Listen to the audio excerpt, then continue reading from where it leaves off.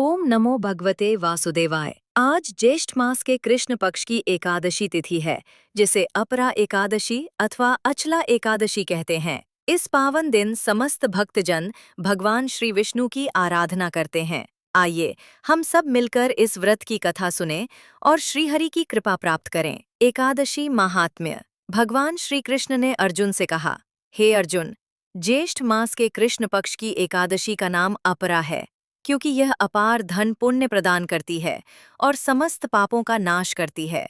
इस व्रत को करने वाले तीनों लोकों में विख्यात होते हैं। इस एकादशी के व्रत से हत्या, दुराचार, झूठी गवाही, मिथ्या वेद पाठ जैसे घोर पापों का नाश होता है। यहाँ तक कि जो क्षत्रिय युद्ध से पलायन कर जाता है, वह भी इस व्रत के प्रभाव से स्वर्गलोक को प्राप्त होता है। जो शिष्य गुरु से ज्ञान लेकर गुरु की निंदा करता है, उसे भी इस व्रत से मुक्ति मिलती है। व्रत कथा। एक बार की बात है, महीध्वज नाम के एक धर्मात्मा और न्यायी राजा थे। उनका एक भाई था, वज्रध्वज, जो स्वभाव से क्रूर, अधर्मी और ईर्ष्यालु था। वज्रध्वज अपने बड़े भाई महीध्वज से घृणा करता था। एक रात उसने छलपूर्वक अपने बड़े भाई की हत्या कर दी और उनके शव को जंगल में एक पीपल के वृक्ष के नीचे गाड़ दिया। उस निर्दोष राजा महीध्वज की आत्मा इस अकाल मृत्यु के कारण उसी पीपल के वृक्ष पर प्रेत योनि में भटकने लगी। वह पेड़ के आसपास से गुजरने वाले राहगीरों को कष्ट देने लगी। एक दिन धौम्य नामक महातेजस्वी ऋषि उस वन से गुजर रहे थे। अपने दिव्य ज्ञान से उन्होंने उस पीपल के वृक्ष पर बंधी उस प्रेत आत्मा को पहचान लिया।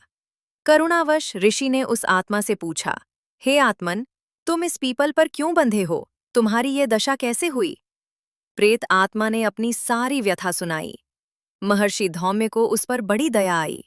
उन्होंने उस आत्मा के उद्धार के लिए अपरा एकादशी का व्रत रखा, विधिपूर्वक भगवान विष्णु की पूजा अर्चना की और उस व्रत का संपूर्ण पुण्य उस भटकती आत्मा को समर्पित कर दिया। व्रत के पुण्य प्रभाव से उसी क्षण उस पीपल के वृक्ष पर से एक दिव्य प्रकाश उत्पन्न हुआ। राजा महीध्वज की आत्मा प्रेत योनि से मुक्त हो गई। वे दिव्य वस्त्राभूषण धारण कर देवदूतों के साथ विमान में बैठकर बैकुंठ लोक की ओर प्रस्थान कर गए। जाते जाते उन्होंने महर्षि धौम्य को प्रणाम किया और कहा, हे महर्षि, आपकी कृपा से और अपरा एकादशी के इस पवित्र व्रत के प्रभाव से मुझे मुक्ति प्राप्त हुई। यह एकादशी सच में अपार फलदायिनी है। व्रत का फल, जो फल तीनों पुष्करों में स्नान से, कार्तिक मास के स्नान से और गंगा तट पर पिंडदान से प्राप्त होता है, वही फल अपरा एकादशी के व्रत से प्राप्त होता है। यज्ञ में हाथी, घोड़े और स्वर्ण के दान का जो पुण्य है, गौदान और भूमिदान का जो फल है, वह सब इस एकादशी के व्रत से प्राप्त होता है। यह व्रत पाप रूपी वृक्ष को काटने के लिए कुल्हाड़ी के समान और पाप रूपी अंधकार को मिटाने के लिए सूर्य के समान है। व्रत पूजन सामग्री एवं विधि। संक्षेप सामग्री विवरण। भगवान की मूर्ति चित्रश्री विष्णु त्रिविक्रम पुष्प तुलसी, दल, कमल, पीले फूल, नैवेद्य फल, पंचामृत, दूध, दही, घी, शहद, शक्कर, दीप घी का दीपक। पारण समय 14 मई 2026, प्रातः द्वादशी समाप्ति से पूर्व।